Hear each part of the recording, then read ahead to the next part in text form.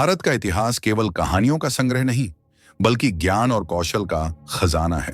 हजारों साल पहले एक ऐसा समय था जब भारत अपने विज्ञान और गणित की गहराई से दुनिया को हैरान कर रहा था। नमस्कार दोस्तों, स्वागत है आपका YouTube चैनल तथ्य में। वो समय जब किसी ने नहीं सोचा था कि धरती खुद अपने अक्ष पर घूम सकती है, लेकिन आर्यभट्ट ने इस गूढ़ रहस्य को सुलझा लिया था। मात्र 20 साल की उम्र में उन्होंने अपनी पुस्तक आर्यभट्टीय में यह सच उजागर किया। उस समय पाई का मान निकालना असंभव सा था, लेकिन आर्यभट्ट ने इसे भी हल किया।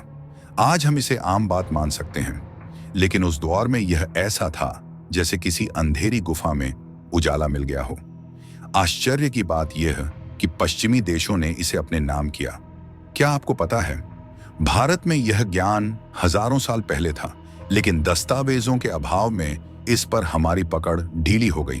भास्कराचार्य जैसे महान गणितज्ञ, जिन्होंने बीज गणित में चक्रीय विधि खोज निकाली, परंतु उनकी खोज का श्रेय भी धीरे धीरे यूरोप को दे दिया गया।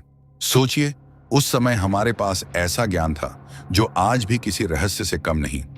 यह सब सुनकर दिल में एक सवाल उठता है, क्या सच में हमने इस खजाने को संभालने की कोशिश की थी? और मेटलर्जी में हमारी महारत, दिल्ली का लौह स्तंभ 1500 साल से खड़ा है, बिना जंग लगे। यह सुनकर किसी को भी हैरानी होती है कि हमारे पूर्वजों के पास ऐसा कौशल था जो समय को मात दे सकता था। नागार्जुन का नाम सुना है आपने? उन्होंने कई धातुओं को सोने की परत चढ़ाने की विधि खोजी थी, और यह कौशल आज भी गहनों में इस्तेमाल होता है। सोचिए कितना गहरा और अनोखा था यह विज्ञान। हमारे यहाँ अणु का सिद्धांत भी उस समय दिया गया था जब दुनिया इसे समझने के करीब भी नहीं थी। अर्शी कनाद ने जब पहली बार अणु के बारे में बताया, तो शायद उन्हें भी नहीं पता था कि आने वाले हजारों सालों में इसका महत्व कितना बड़ा हो जाएगा। उनके विचार ही आज आधुनिक परमाणु विज्ञान की नींव बने। ये सभी नहीं, चिकित्सा में भी हमारे पास ज्ञान का खजाना था।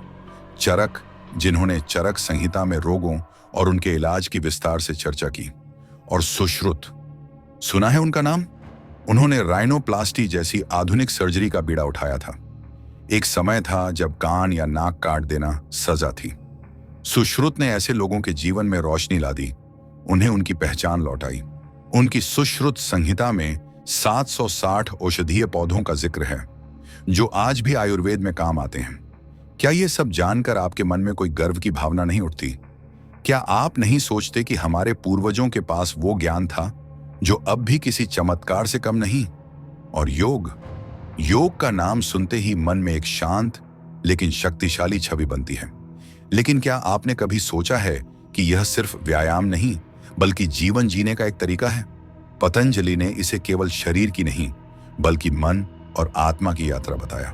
दुनिया ने इसे अपनाया, लेकिन कहीं ना कहीं हमने इसके असली उद्देश्य को भुला दिया। अंतरराष्ट्रीय योग दिवस की शुरुआत तो हो गई, पर इसका असली मर्म शायद कम ही लोग समझ पाए। यह सुनकर कैसा लगता है? कहीं ना कहीं एक टीसी उठती है, क्योंकि यह सब हमारा था। हम ऐसे ज्ञान के उत्तराधिकारी हैं जिसे दुनिया ने अपनाया, लेकिन शायद हमने उतना नहीं सराहा गया। 2009 में U2 के संकट के समय भारतीय वैज्ञानिकों ने बैंकिंग सिस्टम को बचाया, और यह सिर्फ एक उदाहरण है।